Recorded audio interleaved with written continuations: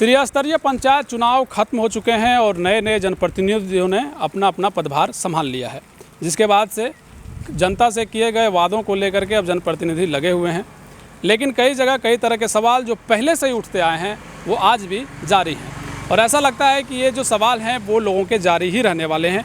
ऐसा ही एक मामला पशु शेड को लेकर के लगातार उठता आया है और इस बार पशु शेड के नाम पर एक व्यक्ति इतना परेशान हो जाता है कि वो आत्महत्या करने को भी विवश हो जाता है। अब ज़रा सोचिए कि पशु शेड योजना जो सरकार ने वैसे लोगों के लिए इस योजना को धरातल पर लाने का प्रयास किया था जिसके घर में पशु हो और वो बरसात के दिनों में भीगे नहीं, उनके रहने की व्यवस्था हो सके और जब वहाँ पशु बेहद ही सुरक्षित तरीके से रह सके। ऐसे में कई ऐसे लोग हैं जो पशु शेड के नाम पर कई तरह की बातें आप लगातार सुने होंगे। उगाही वाला मामला लगातार कई लोगों के जहन में और कई लोगों के ज़ुबान में हमेशा से रहा है। लेकिन इस बार जो मसला है वो मसला ये है कि अब चूँकि अब कई ऐसे जनप्रतिनिधि हैं जो नए चुनकर आए हैं, जो पुराने जनप्रतिनिधि थे वो अब जो हैं वो अपने पद से दूर जा चुके हैं। तो ऐसे में जो नए जनप्रतिनिधि हैं वो भी अब अपने नए तरीके से या तो समझिए उगाही करने का प्रयास या तो ये समझिए वोट ना दिया गया हो, ऐसे में उसके खिलाफ काम करने का प्रयास भी किया जा रहा है, जिसे आप बखूबी समझते होंगे। हालांकि ऐसी चीज़ें नहीं होनी चाहिए। लोकतंत्र है, जिन्होंने वोट किया है, जिन्होंने वोट नहीं किया है, काम तो सभी के लिए करना है।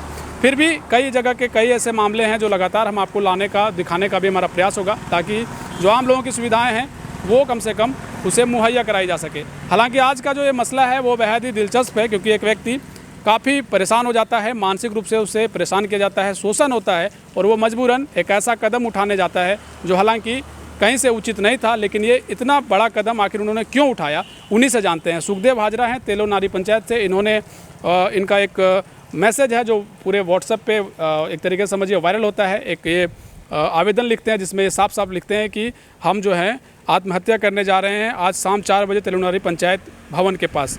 मामला रहता है पशु शेड का। क्या मामला है सुखदेव जी? सर, सबसे पहले मैं आपका समाधान इंडिया को धन्यवाद देना चाहूँगा। मामला ये है सर कि बिना मुद्रा मोचन का कोई भी शेड सैंक्शन नहीं होता है सर। मतलब वो तो एकदम क्लियर है।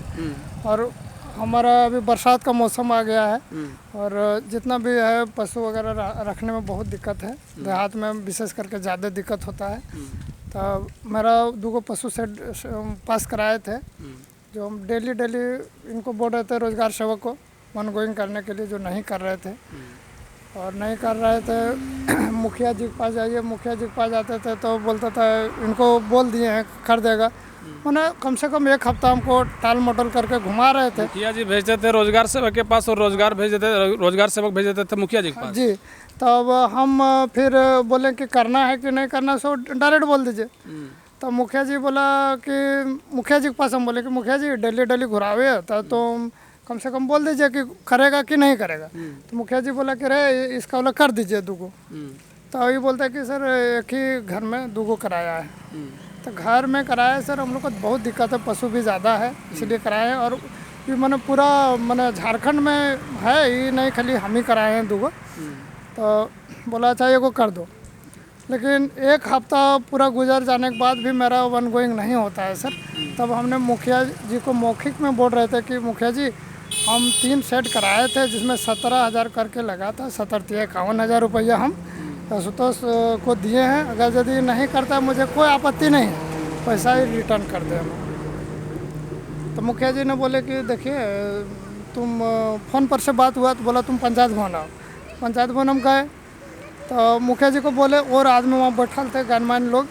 तो इस बात को हमने रखा तो मुखिया जी बोले कि देखिए मुंह से बोलने से कोई फ़ायदा नहीं, तुम लिखित में दो। तो लिखित में हमने दिया और उसके बाद लिख के देने के बाद कम से कम तो 1-1.5 घंटा तक हम वहीं बैठे, जिसका कोई तरह का मैंने चर्चा नहीं हुआ कि आत्महत्या तुम करेगा काहे करेगा। कुछ तरह का ये देते हैं कि हम आत्महत्या कर लेंगे आज शाम 4 बजे तक। आज का कल आप लिखे थे लेकिन आज के बारे में आपने दिया। जी 23 तारीख को। और वो आप जब लिख रहे थे वो फिर वो आवेदन आपने किन्हीं को दिया था या फिर सिर्फ सोशल मीडिया पे? हम दिए, पहले मुखिया जी पढ़े, समझे ना, पढ़े तो हम बोले मुखिया जी सो अब ये जो है सो हमको आप मुखिया जी को दिए थे या मुखिया प्रतिनिधि को? मुखिया प्रतिनिधि को। तो उनको बोले कि अब पानी पड़ रहा है तो हम फिर कैसे जाए वहाँ देने के लिए, हम जा रहे हैं। ठीक है तुम जाओ, और नहीं तो व्हाट्सअप करके दे दो। तो हम मोबाइल निकाले और व्हाट्सअप किए हर जगह, और सुबह में आकर के हम प्रखंड में दिए, जो खुर्शीद बाबू से रिसीव भी कराए। आपने जो आवेदन दिया था वो मुखिया प्रतिनिधि ने स्वीकार ले लिया था? हाँ, पढ़ लिए थे वो, और वो रख लिए अपने पास? हाँ रखे थे। अच्छा, उसके बाद आज सुबह में हम, रात हो गया इसलिए हम प्रखंड में नहीं दे पाए। सुबह में आकर के खुर्शीद बाबू को दिए, रिसीव भी करा लिए। अब प्रखंड में देने के बाद मैंने खलबली हो गया, और बीडीओ साहब को तुरंत इस बात का खबर लगा, और बीडीओ बीपीओ सब फिर हमको, हम पेट्रोल भराने के लिए जा रहे थे तो हाई स्कूल के पास से घुमा करके ले गया बीपीओ साहब, और वहीं पर आश्वासन दिया बीडीओ साहब को चैम्बर में बैठा करके। और हमको ये बात बोले बीडीओ साहब, उसको हम स्वीकार करते हैं, हमने गलत कदम उठाए थे। बीडीओ साहब बोले देखिए गलत कदम उठाने का आपने प्रयास किया था, प्रखंड विकास पदाधिकारी ने फिर ठोस आश्वासन दिया आपको? प्रखंड विकास पदाधिकारी को मैं दिल से धन्यवाद देना चाहता हूँ कि मैंने पूरा प्रखंड में जितना भी मुखिया लोग ये सब है, वो सब उतना नहीं मैंने उस तरह का फर्स्ट वथी देते हैं, हम लोग को हिम्मत देते हैं, जो हम लोग वोट दे करके जिताते हैं। लेकिन प्रखंड विकास पदाधिकारी बोले कि अगर यदि वहाँ नहीं कर रहा है तो तुम बीपीओ सर को बोलो चाहे हमको बोलो, लेकिन ये सब कदम गलत है। और हम भी स्वीकार किए, हमको भी लगा मैं गलत कर रहा था इस बात को। क्या बोले वीडियो साहब की हो जाएगा आपका सेट बन जाएगा? जी बोले कि सोमवार तक आपका पूरा क्लियर हो जाएगा। क्लियर हो जाएगा। क्या करते हैं आप सुखदेव जी? सर हम मजदूर हैं। मजदूरी जी, वैसे घर में खेती बाड़ी भी करते हैं, मजदूरी भी करते हैं सर। अच्छा, तो क्या मांग करेंगे? इस तरह का मसला कई लोगों के साथ है, हालांकि आपने जो इस तरह का कदम उठाने का जो प्रयास था ये कहीं से भी उचित नहीं है, क्योंकि इस तरह से एक तरीके से इसको कायरता ही कहा जाएगा। बहादुर वो होता है जो लड़ता है। आप लड़ सकते थे, हालांकि इस कदम को कभी भी ठीक नहीं कहा जा सकता, ठीक है भी नहीं। लेकिन आप वैसे लोगों के लिए क्या कहिएगा, चूँकि कई ऐसे लोग हैं जिनको पशु सेट के नाम पर अभी भी आश्वासन का दौर उसके पास चल रहा है। कई लोगों ने पैसा भी दिया, ऐसा कहा जाता है, हालांकि पैसा देना और पैसा लेना दोनों गलत है। क्या कहेंगे आम लोगों के लिए भी?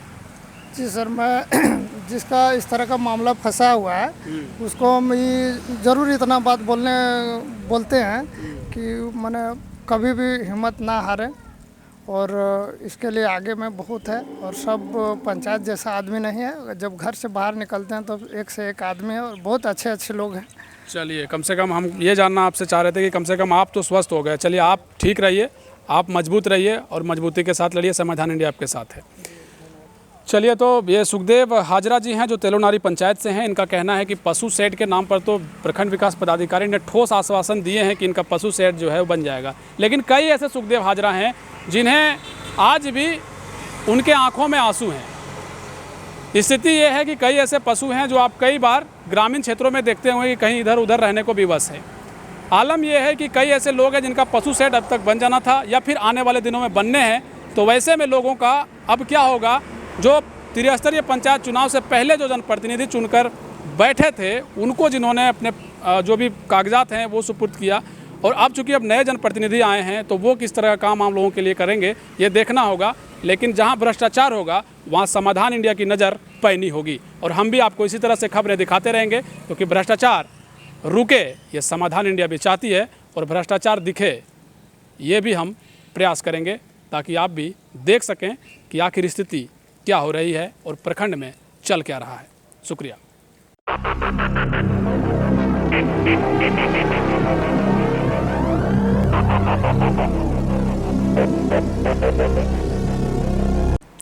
झारखंड में पत्ते से पत्तल बनाने का धंधा गांव-गांव में होता है। यहाँ बने पत्तल की मांग न केवल ग्रामीण बल्कि शहरी इलाकों में भी होती है। ग्रामीण इसे बाजारों में भी ले जाकर बेचते हैं। उनकी माने तो यह प्रदूषण नियंत्रण का अच्छा विकल्प है, लिहाजा सरकार को इसे प्रमोट करना चाहिए। गांव वालों की माने तो पत्तल 90 पैसे से लेकर ₹1.20 दर्ज में बिक जाते हैं।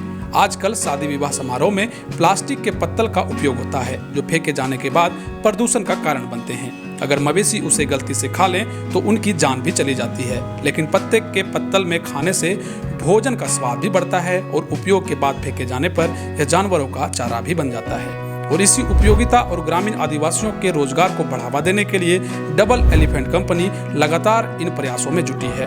तो आइए डबल एलिफेंट के साथ कारोबार से जुड़कर आदिवासी बहुल इलाकों के आदिवासी माताओं बहनों को मजबूत करें और उन्हें रोजगार की दिशा में सहयोग करें। जय झारखंड।